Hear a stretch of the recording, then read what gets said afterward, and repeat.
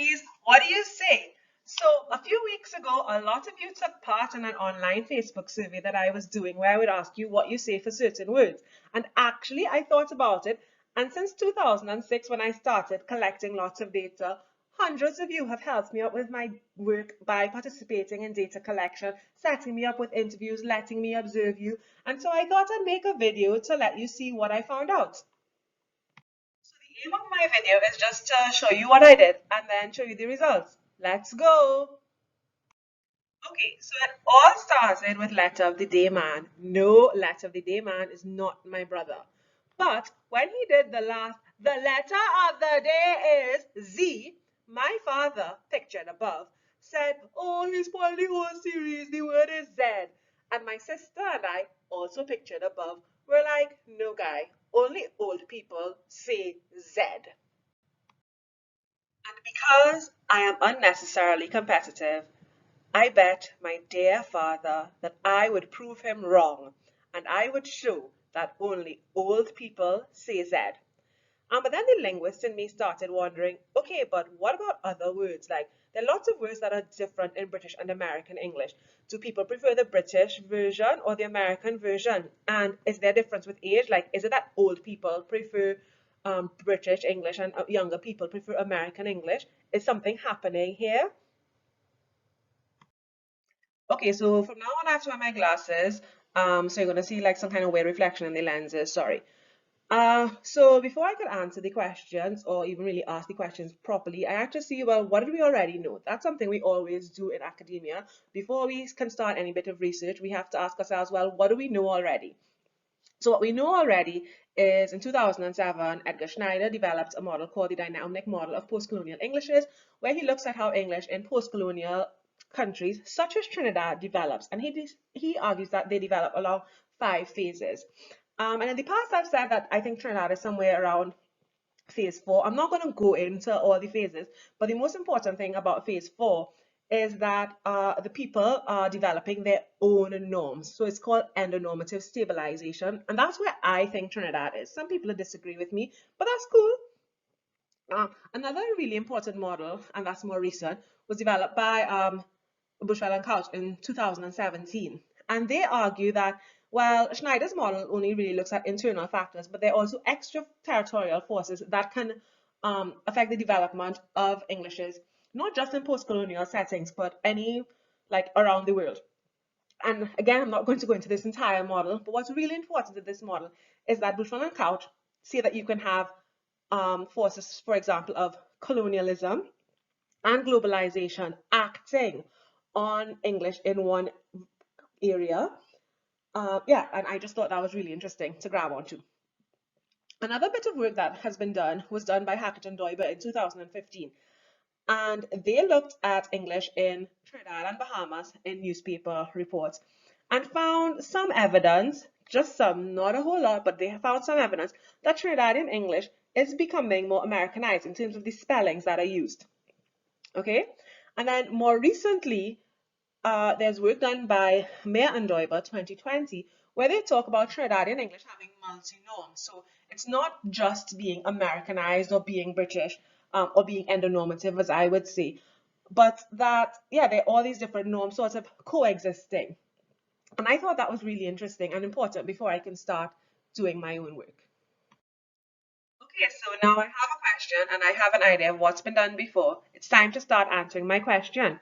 How could I do that? Well, one thing I can do, and something that lots of people in linguistics do, is I could work with a corpus. So a corpus is a large collection of texts. Yeah, that consists of lots and lots of words. So for Trinidadian English, for example, we have the Trinidad and Tobago component of the International Corpus of English, which has 1 million words of Trinidadian English compiled from lots of different written and spoken contexts. So I decided I could check there. Okay, so what we see here is actually that the corpus results are really super unhelpful. The corpus has 1 million words, but none of the words occur frequently enough for us to make any sort of conclusion. We can see some slight trends, maybe vacation more than holiday, movie more than film, zero definitely more than not. Like that's the only like definitive conclusion I think we can make. We have some shops more than stores, but that's not really that clear. What we do have is some nice collocation, so words that go together like ham and hops, bacon shop, and we get some things like Miss Annette shop and Chinese shop. Okay, so that's interesting, but all in all, the corpus results aren't too helpful.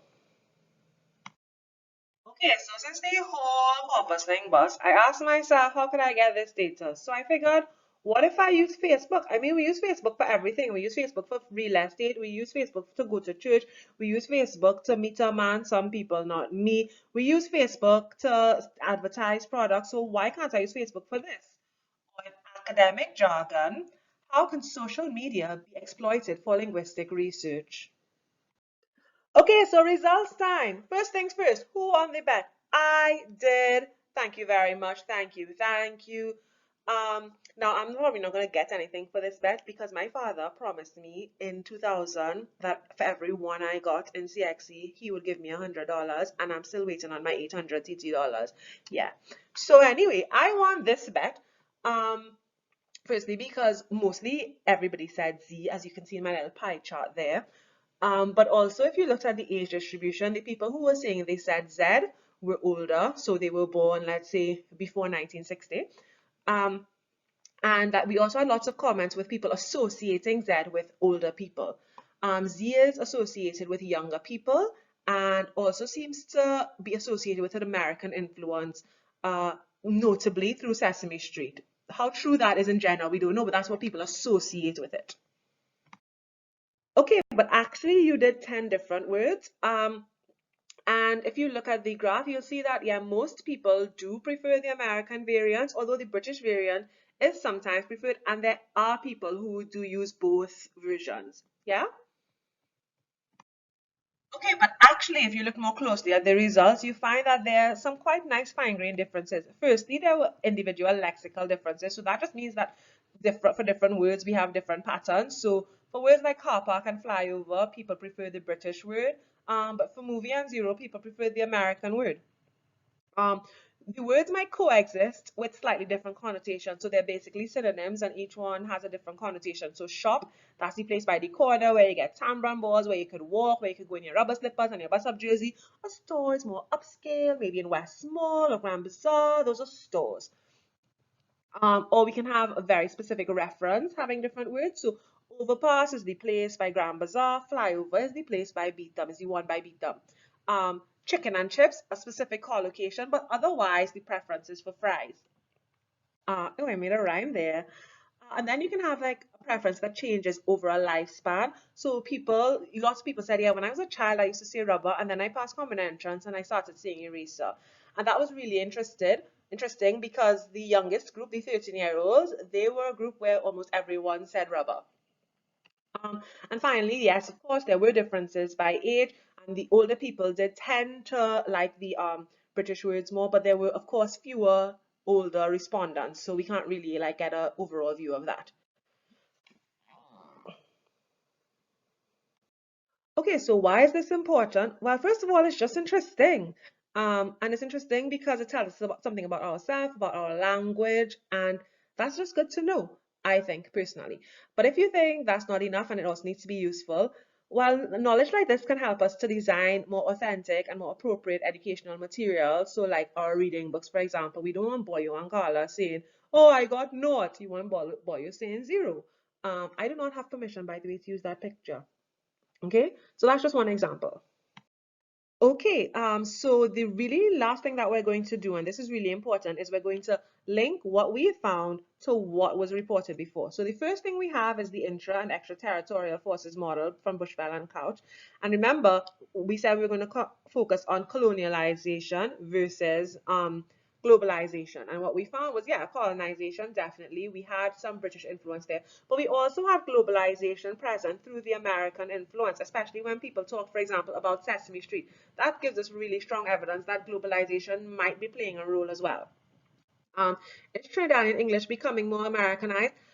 I'm not completely convinced, even though we did see lots of preference for American words. But maybe if I did more words, we would have more British words. So, like, we can't really be sure. What we can be sure of is that we do have evidence for multinormativity because we did see, yeah, there's some preference for British words, there's some preference for American words. Maybe the American words are stronger. but I'm still not convinced that means it's becoming more Americanized. Because I think when we talk about things like becoming more Americanized, we sort of have to understand, well, how do the people who use this understand this? Do they understand this as being American? Like, are they aligning themselves consciously or unconsciously to some sort of American set of values? Um, or is it for them just neutral? Is it that the extraterritorial force of globalization is so strong that actually they don't realize that this is American? So yes, it might be an American norm, but they don't see it as that. They just see it as a word that people in Trinidad can also use. Um, okay, so thank you so much for watching this. If you made it to the end, that's really impressive. I hope it wasn't too boring for you. Thank you so much also for participating in the questions online and always for all your support. Stay negative, no corona. Yeah, and thanks again. Bye.